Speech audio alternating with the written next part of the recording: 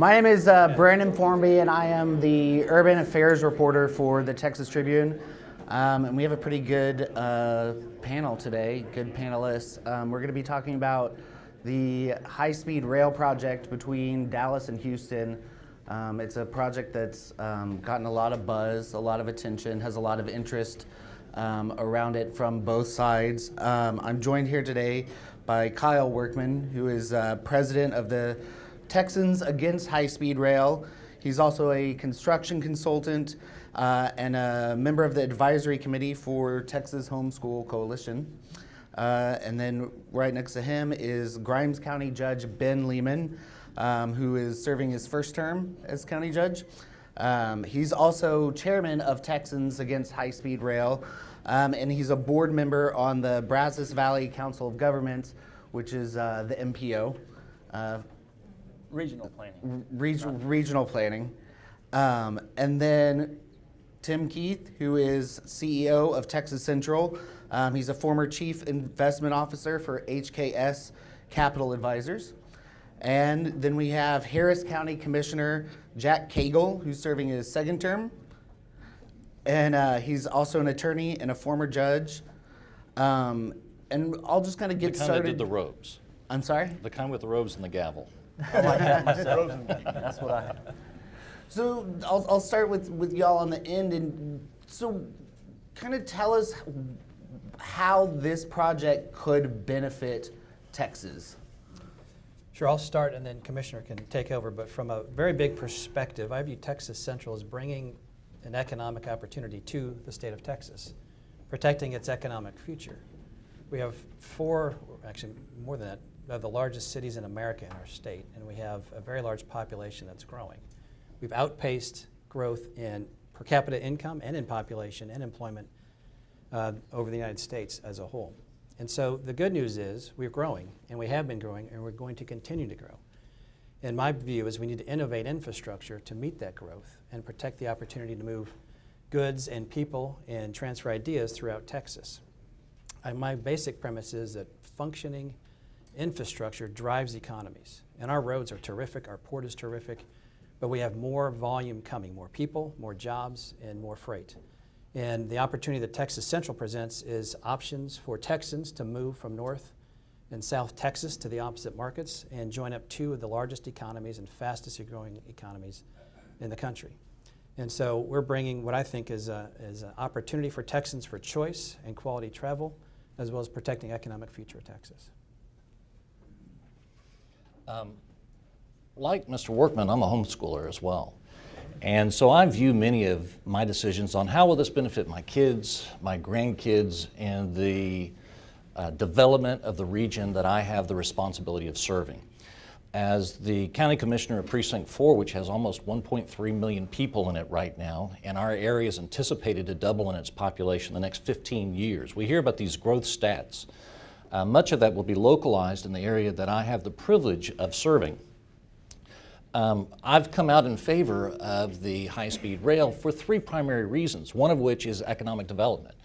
There will be immediate jobs, but there will be long-term jobs that I think that are beneficial to the constituents that I represent. I want my kids to have a job. I don't want them to be on my payroll for forever. Two, I want to shift the burden of the cost of transportation, the different modes that are there, away from the taxpayers as much as possible to those who are the users. There is no such thing as a free road. Some tax or person is going to pay for it one way or the other. It's either going to be through your income tax, through your sales tax, through your property tax, or through a user fee.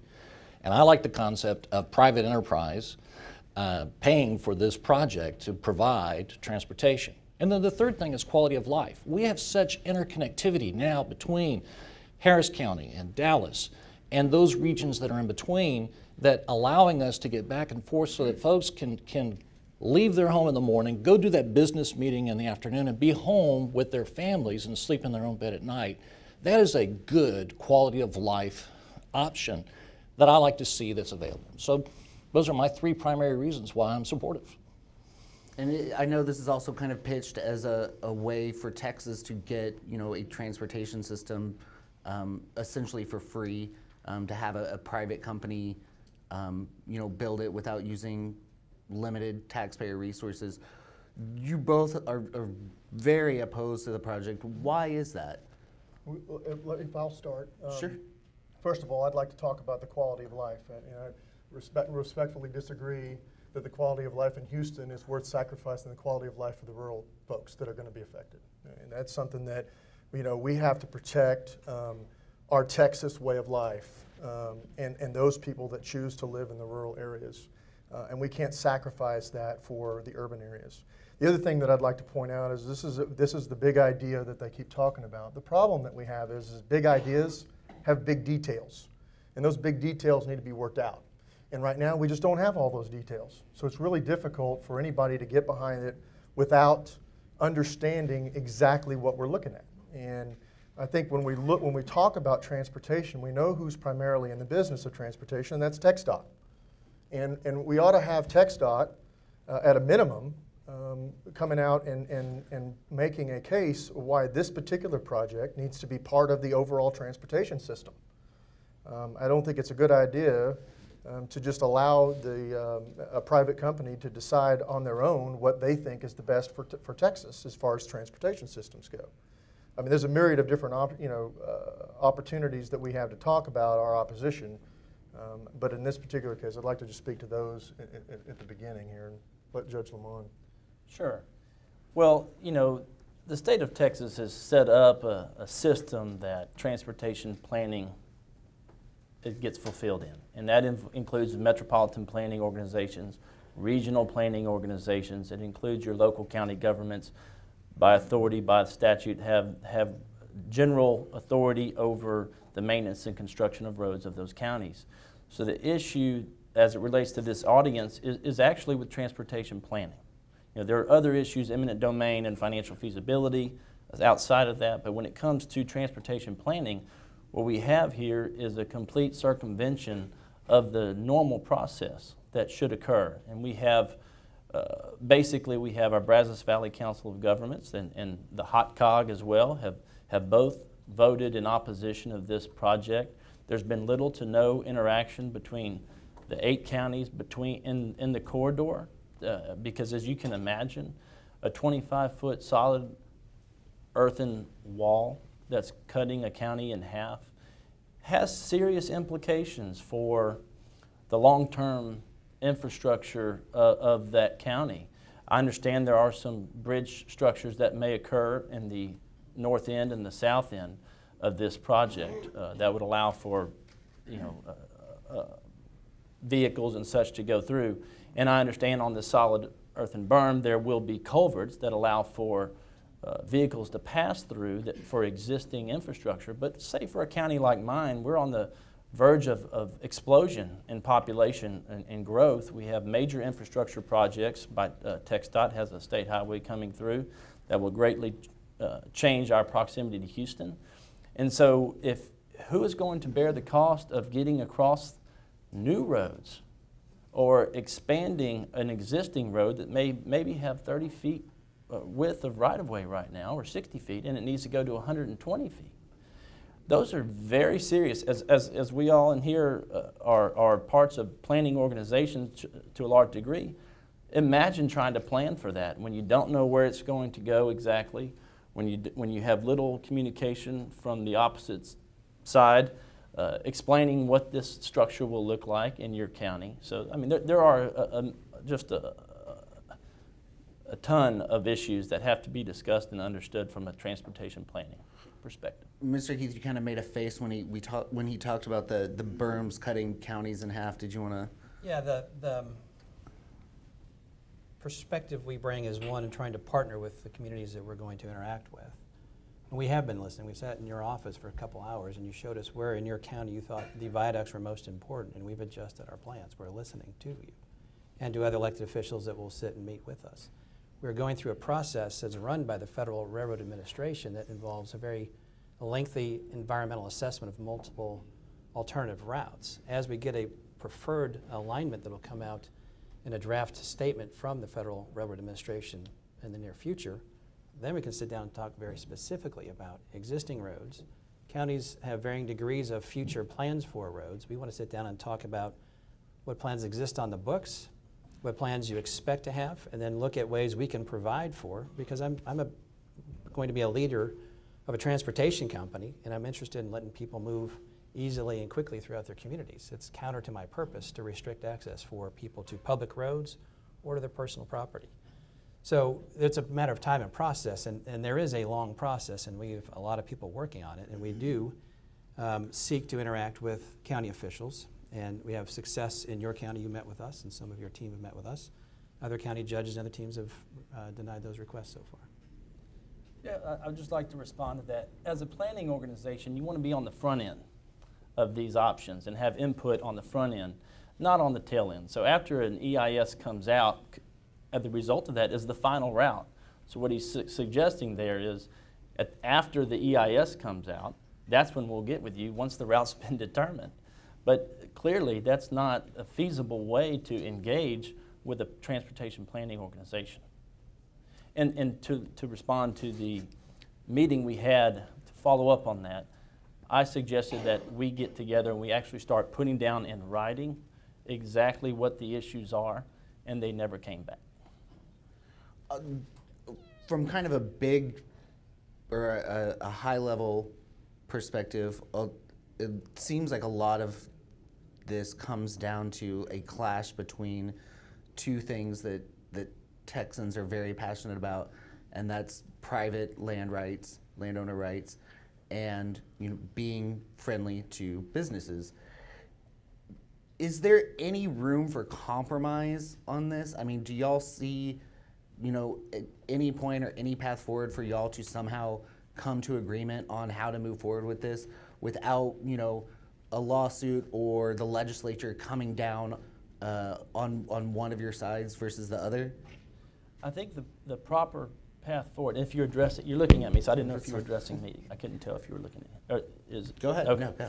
I think the proper path forward is to really understand that process. Historically, you had the Texas High-Speed Rail Authority in the 80s that outlined steps, a sequence of steps that had to occur in a particular order, in order to the end result of a construction of a high-speed rail to occur.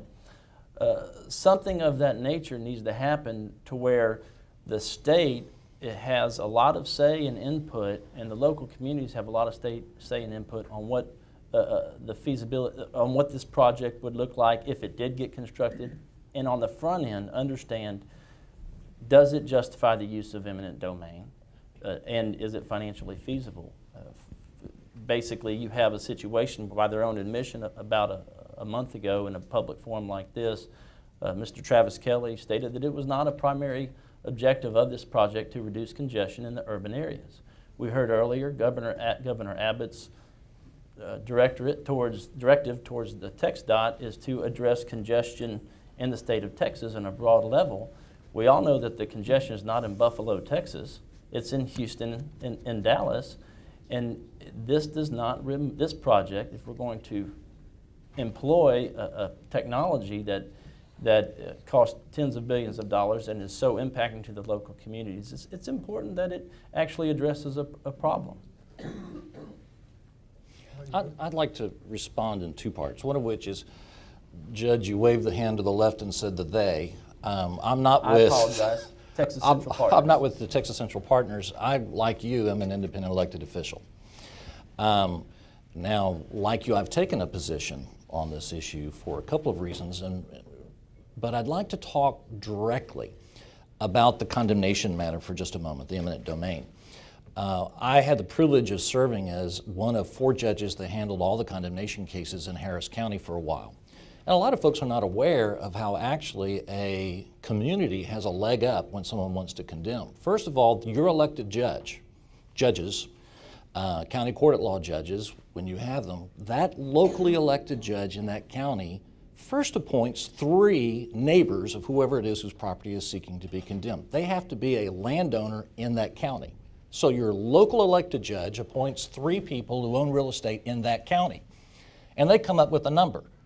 And if the property owner doesn't like the number that their 3 neighbors came up with, then that gets to be appealed to a jury of their peers before a full panel of either 6 jurors or 12 jurors with, again, a local judge presiding. I'll confess that some of the trials I sat over there was definite home team advantage at times for folks coming into Harris County who were not from Harris County when they sought to have something occur in our region. I think that there are protections in place, and they come from the United States Constitution about how you can't take something unless you give due compensation. And our state law puts a little extra belt and suspenders on that, I think, to help provide some protection that's there. The key is that we make sure that our local officials, our local judges, are appointing people who are fair from the community whenever you have an eminent domain or a constitutional taking type case, when the matter is made that there is a public necessity or a public good that's there. Where I think maybe the disagreement comes in is there a public necessity in this clash that Mr. Workman was talking about? Well, your quality of life in Harris County is not as important to us as our quality of life out here, but we do have power lines that go through, and I think that the high-speed rail is supposed to run along the power line easement. We do have pipelines that come through. There are times to where we can work together and we can try to make sure that when a public utility that benefits a corridor or a region, that they do the right thing along the way to make sure that those who live in a region, like they have over in Japan and in France and in Germany and Australia and other places, to where let's make sure that the farmers are being taken care of and the ranchers are being taken care of and the other folks, because if there's going to be something that's going to be good for us on this end, we want to make sure that it doesn't hurt anybody along the way. And I think it's also going to be beneficial. Tax base. Harris County actually has a lower tax rate than Grimes County. And one of the reasons is because we have a diversified economy that helps pay for it. We're almost a penny and a quarter less than you guys are in Grimes. The benefit that you would have of having someone as a taxpayer could end up being a benefit for your local citizens. I would like to have that tax base in Harris County. So I can, our local folks in Harris County, we just in Commissioners Court reduced by a quarter of a penny. It's not much, but it was the right direction, what we charged on the county portion. If I've got some more folks in there that are lifting the load, I can reduce that tax rate even more for my local taxpayers. And I think that's a benefit that other folks might want to have too. But I like my guys who are my partners throughout the county and would be cooperative to the extent that we can find things that make it a good corridor for everyone. You said a mouthful there, and I appreciate all of that. First of all, I think railroads are taxed differently than everybody else. So I think you have to do the railroad taxing structure is kind of unique, and I don't know that it necessarily benefits those individual rural counties as much as it may benefit those that are on the ends that have actual buildings and stuff like that. So I think that has to be vetted out. But I think Can I correct a fact? Just quickly, the assessment process is identical for assets that are distributed throughout the entire system. Am I hot now? There All you right, go. so just quickly, the local assessors set tax values, and there's a rolling stock adjustment that's made that spreads that. But I just want, there is nothing special about a railroad in terms of how it's assessed or taxed. Okay. There is something special. There's some nuance to it, sure, but it's not in a separate category. Does nuance mean special? No, it does not. Well, I'd like to go back to something else you talked about, though. And you talked about this clash of business and private industry, private property rights. The fact of the matter is, without private property rights, you don't have private business. That's the basic, fundamental, undergirding foundation of our state. And before we sacrifice private property rights for a private company's decision, by the way, to use this property better than or more important, have a more important use than the current owner, that's a problem. I mean, and you know, I think we need to make sure that we're real clear on that. And then when you talk about the eminent domain, the issue that we have there is not necessarily the value of the property itself that will be condemned. It's the value of the damages to the resulting pieces of property. Unlike a pipeline or a power line, you have to hear this thing. Okay? I have a power line in front of my house, right? It doesn't make any noise. I mean, it doesn't bother me. I have, you know, there's pipelines around. They don't make any noise. We can continue to use our property. The fact of the matter is, this is eminent domain like nobody else has ever seen before. It's a completely different animal. And I think it needs to be vetted out properly before we do that. And I wanted to add, address some of the things you said. I certainly appreciate what you said and agree with most of everything what you said. There is one assumption you're making, is that this entity actually has eminent domain. That's a huge question mark in a lot of people's minds, including the courts. And as minds. Mr. Workman said so well, whether they should. Well, at the end of the day, the process to answer that question is what I'm talking about. For instance, they were seeking a temporary injunction from a Harris County district judge who did not grant them that temporary injunction. They took a pass on that ruling, which is, meaning they did not get the injunction. So there's a lot of questions about it under the Texas Transportation Code, chapters 181, 112, 131, and also subsequent laws that were passed that if for instance, if they did not file by December 31st, 2012 and register with the state of Texas that they have eminent domain, by law, they don't have it. And so how can we say they have it legally when by that, according to that statute, they did not register in that timeline and therefore don't have it? And it specifically states they would lose that. So there's a lot of question as to whether or not they have eminent domain.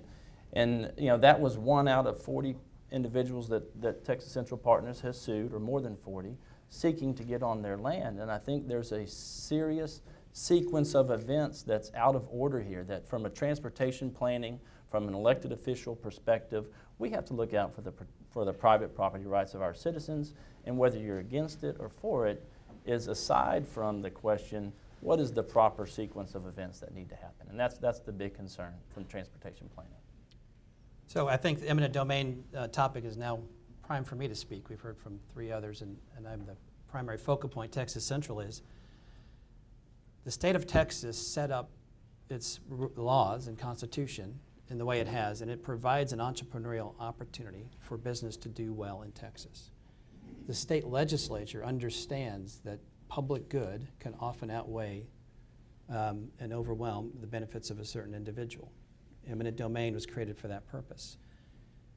The state legislature identified certain industries that were in the public good that should have this power, and it touches energy, telecommunications, transportation, railroads is a specific part of transportation.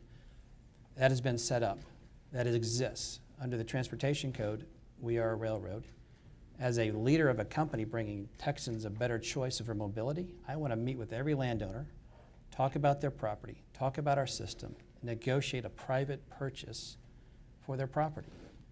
I don't want to use eminent domain or the power of condemnation. It's the last thing I want to do. I'm a rural property owner. I have transmission lines. I hear them. They don't bother me because I've gotten used to them. But I understand what it means to talk to somebody about their property. It's highly personal. I don't ever want to be in court talking about eminent domain. I want to be in people's living rooms or in coffee shops talking about, here's our system, here's our potential impact on you, here's what we think is fair. Do you see it the same way? And let's work through to an agreement. So that's the position of Texas Central. And I actually kind of want to pivot for a moment, because there's one thing that I'm always curious about, and it's on the Houston end of the line. So I'm going to put this to the commissioner first, but feel free to jump in, Mr. Keith. On the Dallas side, or on the Dallas end of the line, there's plans for a massive development around there. It's coming into a burgeoning neighborhood just south of downtown. Dallas area rapid transit is trying to expand its capacity. This is one of the big reasons, because it's envisioned as, when people arrive from Houston, they can immediately, walk to a station and tap into the Dallas area's existing light rail network. In Houston, the line right now isn't going to reach downtown, and as I understand it, there's no solid plans for a local transit line to meet the station. How is that going to work in Houston? Like, what kind of experience is that going to create, for people coming from Dallas? And at the same time, I mean, how vital is it to the entire project to be able to hit transit on both ends? We have Senator Garcia here, and she has this crescent, fertile crescent, if I could speak Mesopotamian for a second, through Harris County. And I think her far right part of her district is towards this area that we're talking about, which is the Northwest Transit Center. We're real close to it. That's where our park and ride is, to where you can come in and have a short shuttle to pick up the park and ride system currently to get you into downtown. It's also to where there are plans by our city planners ultimately to have a commuter rail in that zone. Now, I've not ever been a big fan of local taxpayer subsidized commuter rail. I like people to have revenue positive transportation modes. One of the things that I believe is that if we have a steady stream of people who are a paying group of folks who come in and out through that Northwest region, that would make our commuter rail to be a revenue positive thing internally in the city and give it a financial backbone to where it can become more viable for our region. And so I think that overall that center will actually tie into a positive network fairly close to our Beltway 8, which is sort of our center hub. It used to be the outskirts of Harris County, and now it's the inner loop. More people live outside Beltway 8 than inside Beltway 8, and that used to be true of our 610 loop once upon a time. And now we're talking about the Grand Parkway as being sort of the outer loop, and we're already expanding past that. We're coming, Judge, sorry, but we're coming.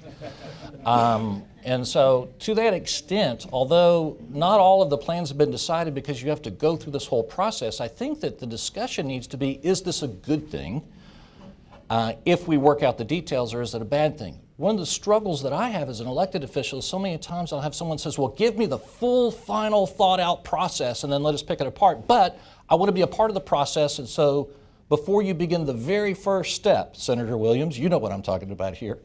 Before I begin the very first step, I want you to allow me to be engaged in the process. And there's that dynamic between coming up with the plan and presenting it and vetting it, or trying to have a fully fleshed out plan before you go and vet it. Somewhere in the middle is where we need to be, which is this a potentially good thing? And then let's hold these folks who want to come in accountable to making sure that no one gets left behind in the process if we decide that it is economically, quality of life wise, and for the taxpayers, a good project. I'll just talk about the last mile component of impact. So both Houston and Dallas-Fort Worth will have an impact from the high-speed rail stations, much like a regional airport. It'll drive commercial, residential, hospitality, entertainment, employment. It'll be a very big impact. One of the things that I'm very focused on is if I move people quickly 90 minutes from south of Texas to North Texas and then let them stand around and try to figure out how to get to the next destination, I lose.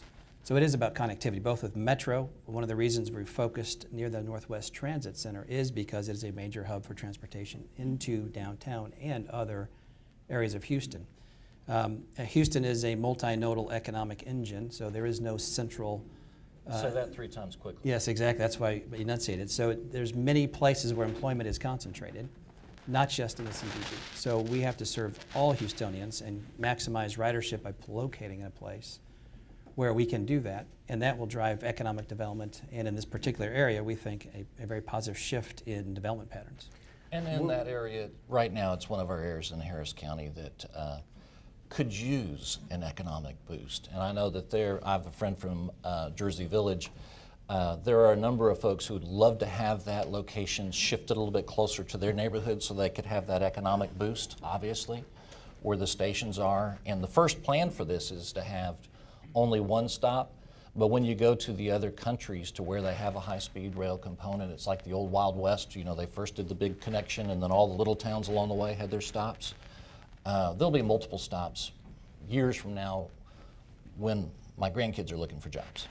And one of the things that the commissioner just brought up, I want to ask both of you about this, is that they need to hold the company accountable. Do y'all think the fact that it's a private company doing this makes it more difficult for Texans to hold them accountable? Well, certainly. There we go. I think it is more difficult because we've tried to ask questions to get information, for instance, the ridership studies for the financial feasibility. I mean, look, at the end of the day, they've announced they're going to pursue, or would likely pursue, and at one point aggressively pursue, taxpayer-backed loans and or bonds. And if that's the case, ultimately the taxpayer's on the hook, and we're asking questions on what's the financial feasibility, but they refuse to release them. they will not release that information to us. So it's much more difficult to hold them accountable as a private entity. To go back to the commissioner's response or comments on Harris County down there, look, the last mile, that's the most expensive part of this project. I mean, period. And what you're seeing there is a shift. The industry association for the high-speed rail group has said it's not really feasible unless you go center to center of Houston to Dallas. And so you're shifting the last mile cost to the taxpayer in order for them to attempt to make it feasible. And on top of that, the rest of it's backed by government-backed loans. City of Houston's $26 billion in debt. It has more debt per capita than the state of California. It is not in a financial shape to take on such a huge cost burden. It's anticipated to have a net loss of over $100 million each year for the next year, just without the high-speed rail issue, just its operating budget. So the City of Houston doesn't seem likely that it's financially feasible for it. But I also want to pivot back to one comment. I'm not going to let you get away. I'm a county commissioner, not a city commissioner. I know that. Okay. I know that. But I was responding to your comments. But yeah, I understand that. But the City of Houston is the one looking at this last mile to downtown. So the comment on qualifying as a railroad. Under Texas Transportation Code, Chapter 81, it lists two qualifiers. Either you were incorporated for the purpose of operating a railroad prior to 2007. They were not. They were incorporated in 2012. Or you are operating a railroad. It doesn't say that you're a railroad company. It doesn't say that you're having meetings and spending a lot of time. But when you look under the definition of in the Merriam-Webster dictionary, it's railroad tracks, trains, and running trains on tracks. That's what a railroad company is. They're not doing that. So on top of that, they've lost it based off of not registering with the state of Texas before December 31st, 2012. Certainly don't believe they have eminent domain. If I could say one thing about the accountability, and one of the things that I've struggled with, just so you'll know, making things worse is local and regional governments and even our state government protecting the data that Texas Central is putting into their information databases. I've filed open records requests with everybody from the Houston Area Council of Governments or the Harris County Council, whatever that is down there, to City of Houston, to City of Dallas, to TxDOT, and every single one of those entities has filed a protest to the AG's office seeking basically asylum or indemnity from having to provide me that information. So here we have, the AG hasn't ruled at this point. But here we have is we have all this, lack of transparency, and yet we're being told, we need to do this. Trust us, it's going to be great. It's going to make money, and we're going to be able to provide this extra mode of transportation, but we're not going to let you look behind the curtain until it's too late. But you're on the hook. And by the way, you're on the hook. So I think for me, it's a public policy decision. Are we ready to subsidize high-speed rail? Because it'd be one thing if high-speed rail worldwide was not heavily subsidized on the whole. The fact of the matter is it's the other way around. There's a 0.1% chance that this is successful and a 99.9% chance that it's not. It's not the other way around. So I think we need to be having an open and honest public policy debate on whether or not we're ready to subsidize high-speed rail. And if the state of Texas is ready to subsidize high-speed rail, let's go. But I don't think it is. I don't think anybody in this room is, except for probably Texas Central. So I think we need to make sure that we're really clear on what we're talking about. And again, I go back to the details. The devil's in the details on this deal. And we need to know those details, and we can't get them. We frankly can't get them. As of yesterday, they issued another summary statement of ridership projections. No source data. They just said, hey, look, we got this another study that we did, and it's going to be wonderful. Everything's going to be great. We're going to win. It's going to have so many riders on it. But when you ask for where the source data is, that's proprietary. We can't tell you. Well, let me tell you, the last time that we did that as a state, we got SH 130 South Section. Okay? Failed. Why?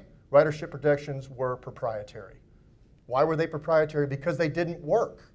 If they were working, vettable, if you will, if that's a word, set of data points, they'd be trumpeting them from the rooftops. They'd be saying, hey, right here, every time. You can see we are going to make money, we're going to have all these riders, but they won't share that information. And that's really critical when you talk about whether or not we're going to sacrifice private property rights for a project with a private company that won't tell us what they're going to do and how they're going to do it, how they're going to make it work. So I think we need to be talking public policy as well. Have you had a problem with Harris County's access? Yeah, well, I have. Would you send, if you've had a problem with Harris County, you let me know. Okay. Because that's not my way. 2, you and I are in agreement on subsidization. I don't think we should be doing that. Now, I don't know if I necessarily agree with your number of the 99 versus the 0.1, but on the back end, if this fails, and these smart people who want to invest their money here want to risk it here, and if they fail, I'm fully in support of letting them fail. I mean, the Small Business Administration says that only 60% of small businesses succeed after 2 years. I'm not about to tell a small business, you can't start unless you can prove to me you're going to be 100% successful. I'm in favor of the free enterprise system. But most small businesses don't want to use the power of eminent domain Or tax- to take or people's tax property. And so, I mean, I think we need to be clear that this, you know, Yes, those so are I'll be apples clear. and oranges. Well, it is apples and oranges in a lot of situations, but Texas Central will not ever be subsidized by taxpayers. If it doesn't make economic sense to build it, the capital markets will shut us down, and it will never get started. If there's not enough money to build it completely, it'll never get started, it'll never be half finished, and if it is built, and if for some reason the economics don't work out, the state would certainly never subsidize it. Look at our energy world today. Moving electrons to houses and businesses is way more important, in my opinion, than moving me from Houston to Dallas quickly. Energy Future Holdings feeds electricity to a major portion of the state. It is bankrupt. The state is nowhere to be seen. Private enterprise solves private problems. Businesses will buy assets for cents on the dollar way ahead of the state government for 2 reasons. No money at the state and no will at the state. Texas Central will never be subsidized by taxpayers. I'm going to have to cut you off right there, and I hate to do this, you but gotta be kidding I me. want to give the audience, You gotta be I can kidding sit here and talk to you all day, but I I do could want to cut that give, attention with a knife right there. I know, it was just getting good. But I do want to give the audience time to ask y'all questions that they have. And we do have a microphone. Does anybody, I see a gentleman in the back. Thank you. I want to thank the panel. Thank you very much.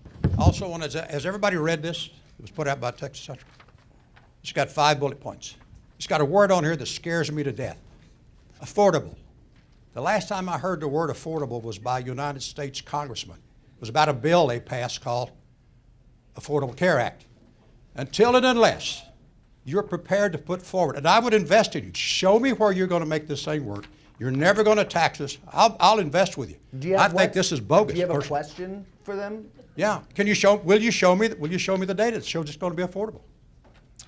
Well, first we have to build the answer is over time, yes, because we'll have to. So we're going to build it? Wait. No. You're going to have to pass it before we can understand it? I have to finish my homework before we can grade my paper. I have to get an alignment, I have to build it, or design it, and cost it out. There's a long process that's involved. And it's a competitive environment. We've seen other corridors being opened up, and we've seen French and Chinese companies trying to build systems that respond to that would also approach the Houston corridor. Yes, ma'am. Presently, the route goes through Cy-Fair in northwest Harris County.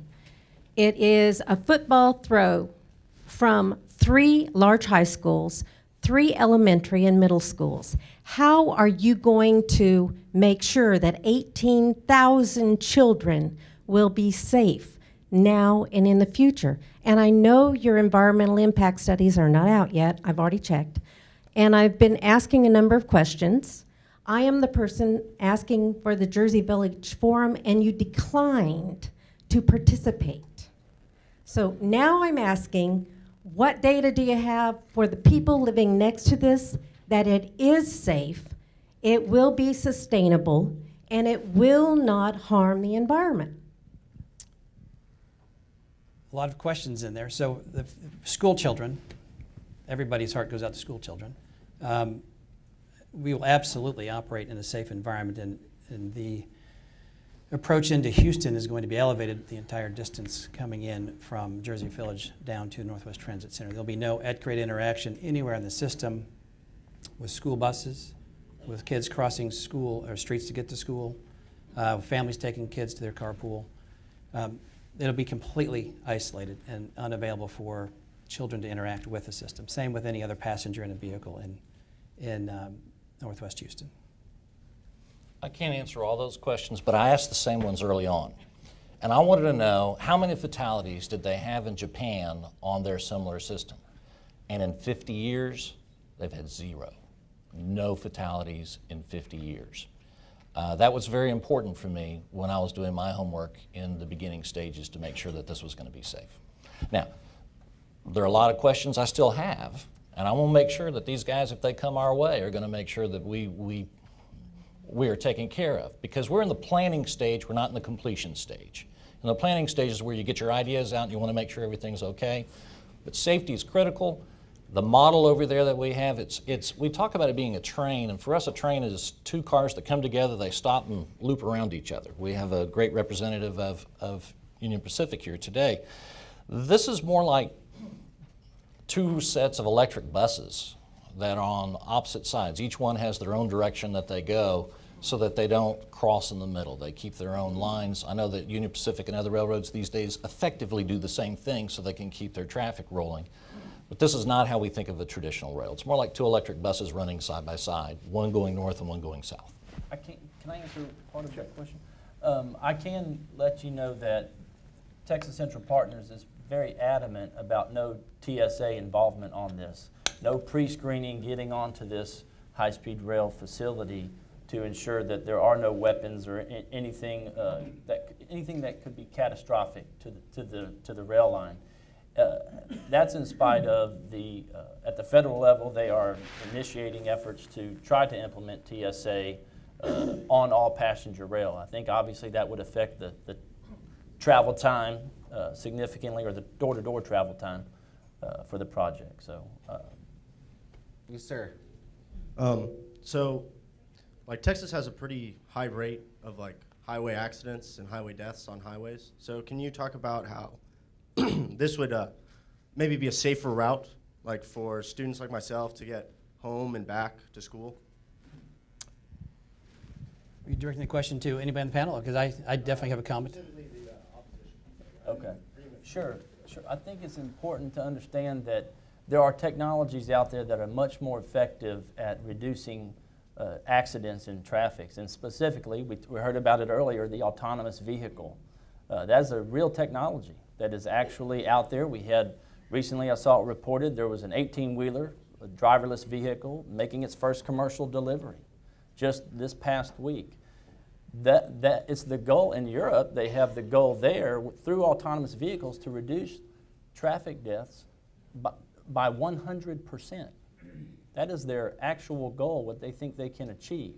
So autonomous vehicles, think of smart cars where it's connecting way ahead of time, 3 cars in front of you, 10 cars in front of you to the traffic light. It's understand what's going on all around it, even though you can't see it.